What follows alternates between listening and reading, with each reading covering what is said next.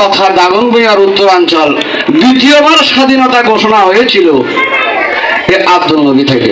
এটা কি ঠিক? আজকের ২ নং রাজাপুর ইউনিয়নে বিএনপি তারেক রহমানের ৩১ দফা বাস্তবায়নের লক্ষ্যে জনসভা অনুষ্ঠিত হয়েছে। সানবিট সব দিবে সামাল। সানবিট ম্যাজিক প্রেস ডিশওয়াশিং এর মাথা ঘোরানো সলিউশন। শুক্রবার ২৩ মে বিকেলে ফেনী জেলা দাগনভূঞা উপজেলার ২ নং রাজাপুর ইউনিয়ন বিএনপি অঙ্গ ও সহযোগী সংগঠনে আয়োজিত এক সম্মেলন অনুষ্ঠিত হয়। অনুষ্ঠানটি আব্দুল নবী সরকারি প্রাথমিক বিদ্যালয়ের মাঠ প্রাঙ্গণে প্রায় ৫০০ অধিক বিভিন্ন পেশাজীবী নারী পুরুষ অনেকে উপস্থিত হয়। এতে বিএনপি নেতা আব্দুল মিজি মান্নান বলেন, আজকে অন্তর্বর্তীকালীন সরকার সংস্কারের কথা বলছে, আমরা সাধুবাদ জানাই, তবে সব সংস্কার তারা করতে পারবে না, এজন্য দরকার নির্বাচিত সরকার।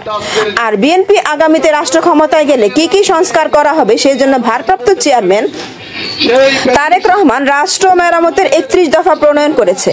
আমি বলবো সবাই ৩১ দফা সম্পর্কে জানুন এবং বাস্তবায়নে সবার সহযোগিতা করা প্রয়োজন।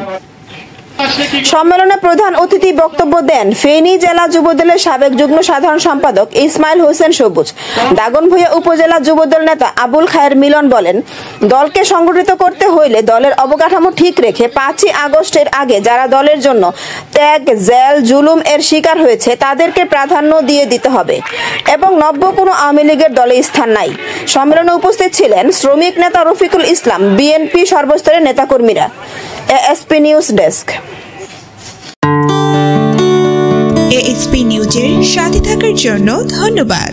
সাবস্ক্রাইব করে সাথে থাকুন।